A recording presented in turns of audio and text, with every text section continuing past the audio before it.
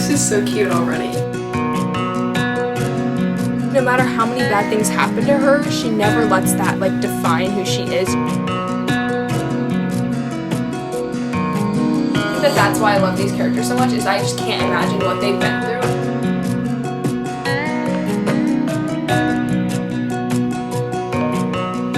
Guys, I'm in a book slump. Those are words that I wish would never ever leave my mouth. I have not picked up and read a book in about a week, which I know that sounds like, okay, not that big of a deal, but for me that's a very big deal because I can normally finish about like 3 books in a week. Like, I am a heavy reader. I have not even read a singular page for like a week and a half. I also recently got a comment on here that was saying like, hey, how do you deal with a reading slump? So I thought I could just make an entire video of like how I deal with my reading slumps and like what I do to literally trek out of it. So if you guys are struggling too and you're in a book slump also, let's get out of this book slump together. First step I take every single time I fall into a reading slump is to read a book in my comfort zone. Basically what this means is just pick a genre of book that you know you love, literally will never fail you, and then you pick a book in that genre. For me personally, that is rom-coms. I'm a rom-com girly at heart. Like, I started loving reading because of rom-coms, so I feel like that's just always been my comfort zone book pick. Let me move you guys over so you guys can see this a little bit better. The only rom-coms that I haven't read on my like rom-com section of my shelf is Twisted Love, Loath to Love You, and When Grumpy Met Sunshine. I think you guys know what I'm going to be picking. I think I'm going to pick When Grumpy Met Sunshine. It just looks like such a cute little fun read. And also bonus points if you just bought the book, because there's obviously going to be an excitement factor along with it if you just recently bought the book, which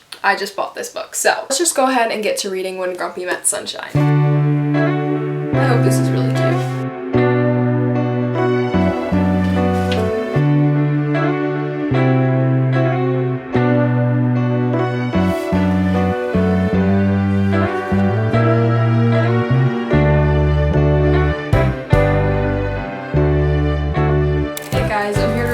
Has not been that long at all. I'm currently on chapter 3 and I don't know what's going on with me. Like, this is what's making me feel like I'm like crazy, because I'm on chapter 3 and I don't want to read at all. It's not even this book at all. Like, I'm having a good time when I'm actually reading. It's just like getting into the act of reading. I think I need to like put my phone on Do Not Disturb or like play some music or something and put my phone across the room so that I'm not even able to go onto it. Because I've literally like picked up my phone like 10 different times being like, oh, what's going on Instagram?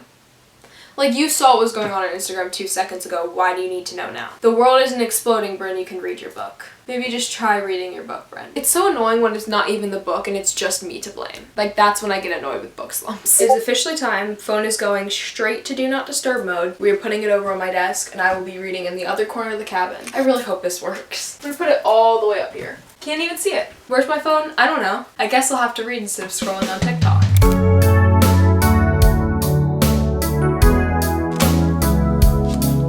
Guys, I'm back, okay? Because this is like hilarious. He literally says, you couldn't possibly have thought that. All I did was phone you, then be in the same restaurant as you, then watch you from across a crowded coffee place, then follow you down the street when it's getting dark and there's no one else around it. Oh, okay. Right, yeah, I'm seeing it now. Yup, it's dawning on me. It's so like what is going on actually? Like, pause, what's happening? Pause. I left my glasses all the way over here. I also don't have my book. Let me grab that really quickly. I feel like I've just became more and more of a mess like throughout this whole entire video, and we are not even like halfway through the video right now. So that's a little bit concerning. I'm now on chapter 16 of the book. I only have this much left. Genuinely, I'm getting disconnected to the story. I hate when that happens. It literally like freaks me out every time it happens, because obviously that's the first sign of going into a book slump, and especially right now when I'm already in a book slump, like that just might be my 13th reason right there. Also, my lips are dry. Literally give me 2 seconds. I'm actually a mess. I didn't even want to film this because I was just like, are we kidding me? Like, I can't get through a simple, small little book. I'm now on chapter 16, which genuinely, I should be able to just finish this book. Like, I do not want to DNF it because I refuse to be a failure. Like, I actually refuse to fail. I will beat myself up about it for days and days and days if I don't finish this book and I, like, DNF it, because in my mind, that's a failure to me. And I'm so close to being done. So I could just finish it. I just know that this book is actually not going to be a good rating. It was looking very, very promising in the beginning, but now it's a few days later and I've barely been trekking through this book, and every time I, like, read another chapter, I'm like, oh my god, these are like such cringe moments happening when they should be like sweet and cute. And I'm just like, no, I'm not having a good time reading this, sadly. I feel like to some extent the ratings that I give books are based on the way that I'm feeling at a certain time of reading them, and I'm not vibing with it right now. Hopefully, crossing my fingers, the next book we pick will be better, but let's finish this book really quickly because I refuse to give up and I refuse to DNF a book.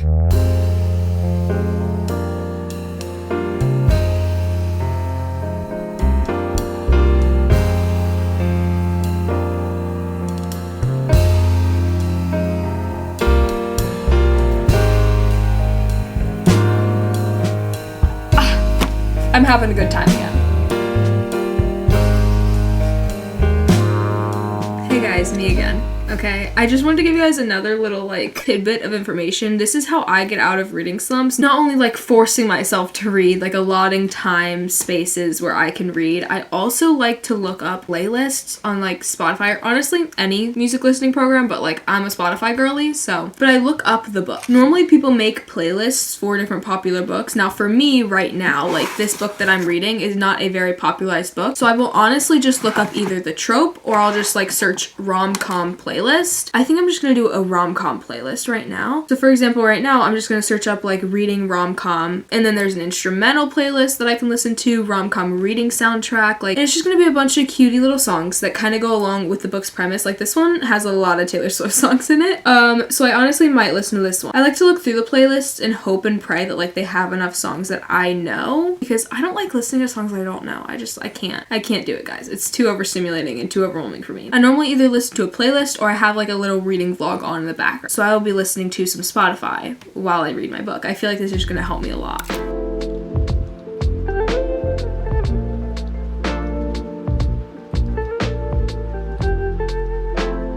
It is now much later in the day. I finally finished When Grumpy Met Sunshine. I'm here to give you guys my thoughts, opinions, and rating on this book. Oh, this is so difficult because I genuinely don't feel like I have a rating for this book. This book made me literally laugh out loud multiple times. I think it was just like very hilarious. The banter was literally like top tier banter, but I just didn't like the characters that much. I didn't like the relationship that much. I feel like even at the end when like the whole like confession scene played out, it just like went too long and it was too like over the top, and it was like, okay, like this is not realistic anymore. Which that's a crazy thing for me to say because I'm normally like all here for it being like a little bit left field. Like I'm normally okay with books that don't feel like real life because that's like the whole point of books is like for it not to be real life. I think I'm gonna give this book a solid 3 stars. I think that's honestly just where it's gonna be at. It was so difficult because there were parts of this book that I liked and there were parts that I didn't like. I think it's just one of those books where it's just like mediocre. It's a book to read. I had a good time reading it. I'll never think about these characters again. I'll probably never care to read it again. I don't even really feel the need to keep this on my bookshelf at all. So I don't know. It was a good story. I just, you know,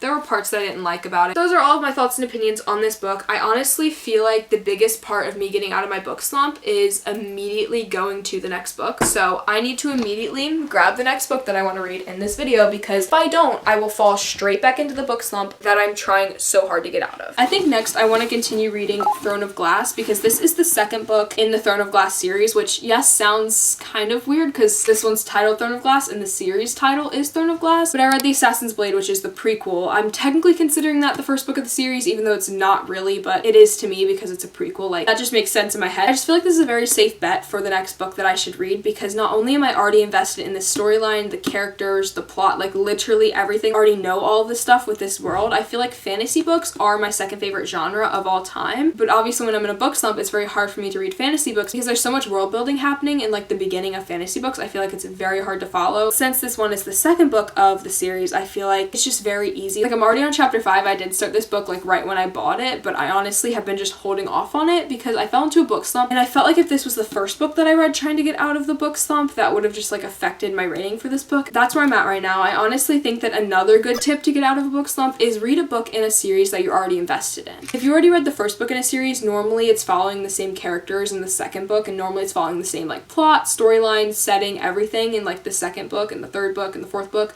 whatever book you have. And I feel like that makes it so easy to get out of your book slump because you're already invested, so you don't really have to put that energy in to get invested into it again. You're already there. I feel like this book is what's genuinely going to get me out of my book slump. Like, this is my last hope. Let's go ahead and continue reading Throne of Glass by Sarah J. Maas. I am so excited to read this.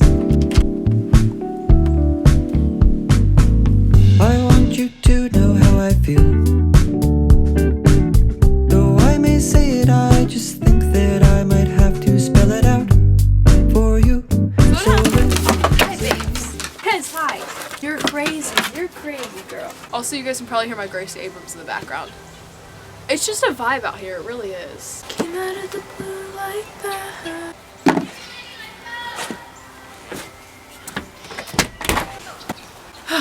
Okay.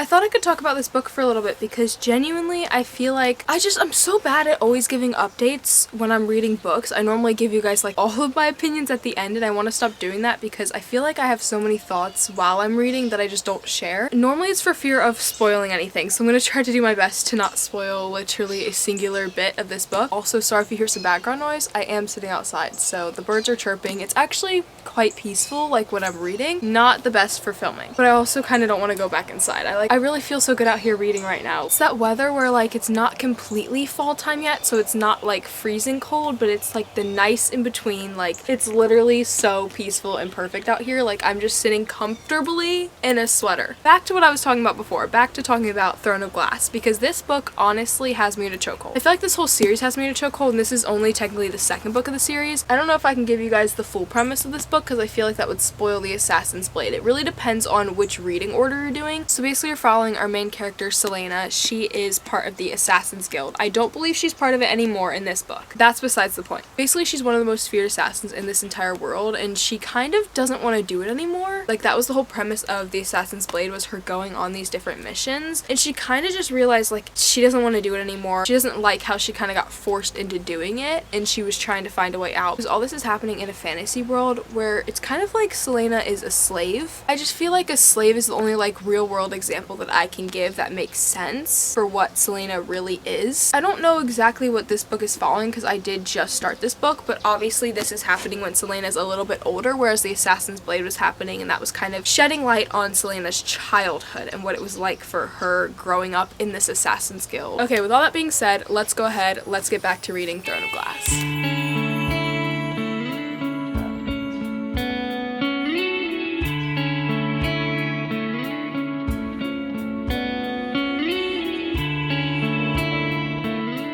This setting is giving me flashbacks. I was literally sobbing crying at the Assassin's Blade, the first book in this series, in this exact same spot. Should we go for round 2, another crying session?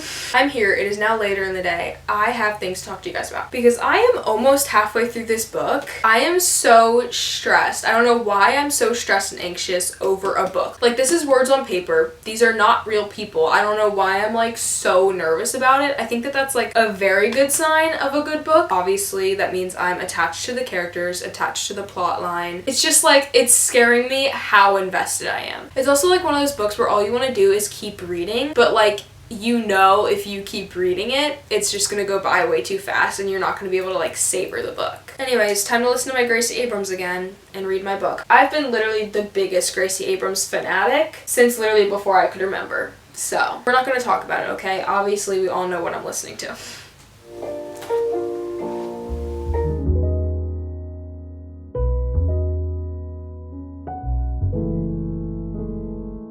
Selena's getting these like really vivid nightmares, and it's stressing me out so much because as a reader, you're not told that it's a nightmare. Like, you're just following this storyline. You literally think that like the worst is happening, and then it kind of like snaps you out of it when Selena is waking up because someone else is snapping her out of her nightmare. It is the most anxiety-inducing thing in the entire universe for me.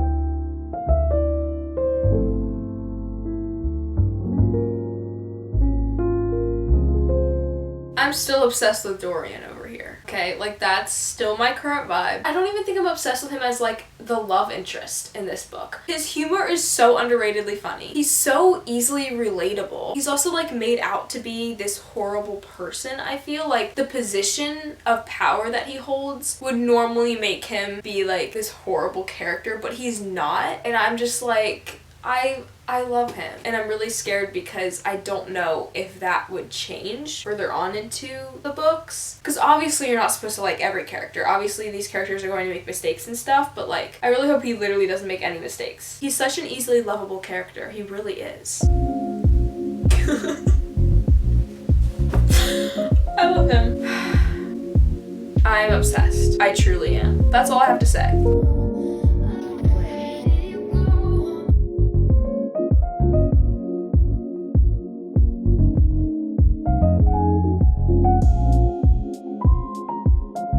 love the way they introduce characters, because one of our new main characters that I know we're going to be following in further along books in the series is this guy named Kane. They're basically passing by Kane. They said, "Who is he?" Naima asked. "A soldier in the king's army," Selena said, "though he now serves Duke Parrington." Naima looked after Kane, her dark eyes narrowed. "Something about him makes me want to beat in his face." Selena laughed. "I'm glad I'm not the only one." Like, I love, first of all, the way that this author, like, introduces new main characters that I know we'll be following later on. But I also love Selena and Nehemiah's, like, relationship and their friendship, because it's literally so funny. Like, they're sitting here joking with each other when, like, both of their lives could not have gone worse. Every time their banter goes back and forth, those are, like, the vibes I'm getting. So it's kind of like a nice, lighthearted little break from the rest of the, like, pain and heartbreak of this book. I'm going to continue reading now. I'm sorry about this camera angle. I literally just had to say that. I absolutely had to mention that. That was hilarious. I'm sitting here alone by myself and I'm laughing out loud. Oh my god. That's so embarrassing.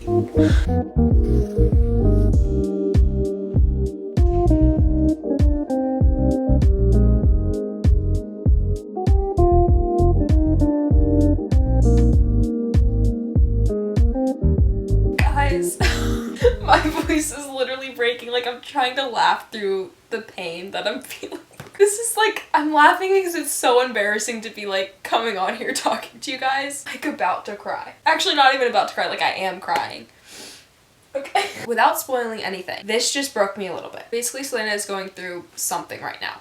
I can't tell you what it is. I don't want to spoil anything. But it says, had she somehow brought all of this upon herself then? The thought of Selena blaming herself for all of the bad, horrible things that have happened in her life literally makes me want to sob. And not only now am I in full tears at that line, it continues on. It says, but if there was a threat like that, then not only her life was at risk. And while she'd be more happy if some dark force somehow destroyed blank, because I don't want to spoil anything. It says, if Nehema or even Kale or Dorian were somehow harmed, ...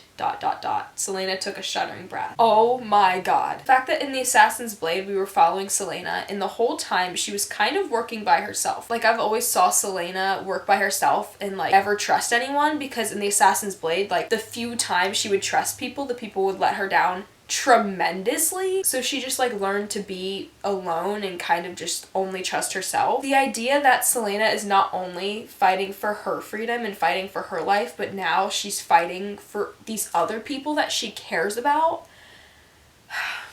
Hello everyone, I am now popping in here to give you guys my update and also like my opinion rating, because I finally finished Throne of Glass by Sarah J Maas. This book, actually, I feel like it's so hard to explain why I like books and how I like books, because it's all just so personal. I feel like a lot of the times I'm relating to different characters because of things that I went through in my life, and obviously like a lot of the things that I went through in my life I'm not comfortable sharing on the internet. So it's very, very difficult for me to like tell you exactly why I liked specific books, but I'm gonna try my best. Also, we have a special guest for this video. Look who's here. She's trying to get comfy. Hey baby, I love you. Probably start snoring in like less than 5 minutes, so we probably need to make this little review very quick. Let's talk Throne of Glass by Sarah J Maas. This book I'm going to give a 4.5 stars. I genuinely think that's just a very fair rating for me. I don't think that it was 5-star worthy, and the only reason I'm saying that is because a few of the plot points I feel like I've read so many times before that it was just like repetitive. Even though that plot has never came from this author in general, like, I've just read that type of plot so many times where I was just like, okay, can we just wrap it up? Like, I don't really care that much anymore. But it was also so weird because I was still battling with like being obsessed with these characters. Like, obviously I still want to read throughout that specific plot because there are multiple different plots happening in this book. It was just a specific one and I can't get into details about it because I don't want to spoil anything, but it was a specific plot that I felt like is followed in so many books before that I was genuinely just like, okay, can we just like skip past this? Love this book so much. 4.5 stars. I think we need to move on to the next book before I literally start talking about this book for hours. I literally need to like talk to someone else about this book now because I'm going to literally like talk your ears off. Like, your ears are going to fall off if I don't stop talking about this book. Since we just found like one of my new favorite books of all time, I feel like honestly I'm out of my book slump, but the biggest thing for me is always just keeping that trajectory. It's always about not losing momentum, so I think I'm gonna pick one more book to read reread in this video. Honestly, the biggest tip that I can give to get out of a book slump is to pick one of your favorite books of all time and reread it. I love rereading books. It immediately transports me back when I was reading the book originally. It's just crazy to think like how much I can relate to a book at a certain point in time, but maybe not relate to it later, or maybe even later I relate to it more heavily or in a different way. Brace yourself for the book that I'm about to pick up. I've been wanting to pick this up ever since it became fall time again because I feel like it's such a fall-esque book to read. And honestly, guys, my favorite book of all time. I actually never shut up about this book ever, so I'm so sorry if you guys are annoyed of hearing me literally rant about this book every single second. I'm about to reread The 7-Year Slip by Ashley Poston. I can't imagine who I would be without this book existing in the world. I got the idea to reread this book a few weeks ago because I was writing an English paper, and basically the whole idea of this English assignment was just pick your favorite book, movie, or TV show and write about it. Write about the plot, write about the setting, write about the characters, like what really made this your favorite. I immediately picked this and I wrote about it, and I have not been able to stop thinking about it again ever since, so I think we just have to read this book together. I'll check back in with you guys whenever I am reading this book and annotating it. I can't even fathom a world where this book doesn't exist for me.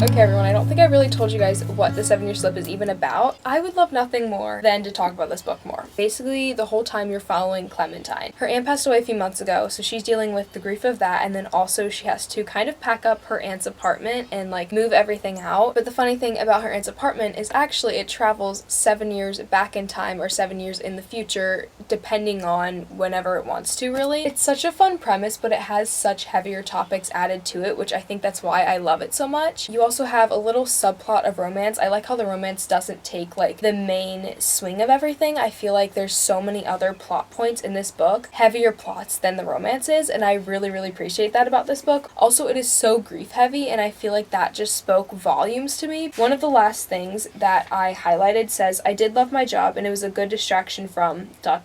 everything. If I kept concentrating on the things in front of me, the grief wouldn't catch up with me at 2 in the morning like it wanted to." And then this quote was really cute too. It says, "I loved how a book, a story, a set of words, and a sentence organized in the exact right order made you miss places you've never visited and people you've never met." I just love this book so much because I relate to Clementine on so many different levels. Not only her grief aspect, but her whole mental headspace, and she works with books, she's obsessed with books, like literally same. Love Clementine in this book. One of the other quotes I wanted to share says, "Kept him at arm's length because at least there he wouldn't be able to see how broken I was. I could keep lying, I could keep pretending I was fine because I was fine, I had to be. I didn't like people worrying about me when they had so many other things to worry about. That was my allure, right?" And that's literally on pages 9 and 10. I don't know, I just feel like this book is just so well written and well spoken, and I feel like it has a very nice way of pulling in the grief when it needs to and pulling in this heavier topic when it needs to, but also like reeling it back and making it also funny and fluffy at the same time, because obviously there's still a romance aspect, and also Clementine has a very good relationship with her friends and they like to joke around and like they have good banter and everything. I feel like I love that about this author and I love that about this book because it just has a way of bringing in the heavier topics and making me really feel deeply, and then it also has a way of like making me laugh out loud, and that is just something that I always need in a book. So oh my gosh, I love this book so much. My markers are going to run out of ink by the time I finish this book. Like I might as well just be highlighting the entire book at this point.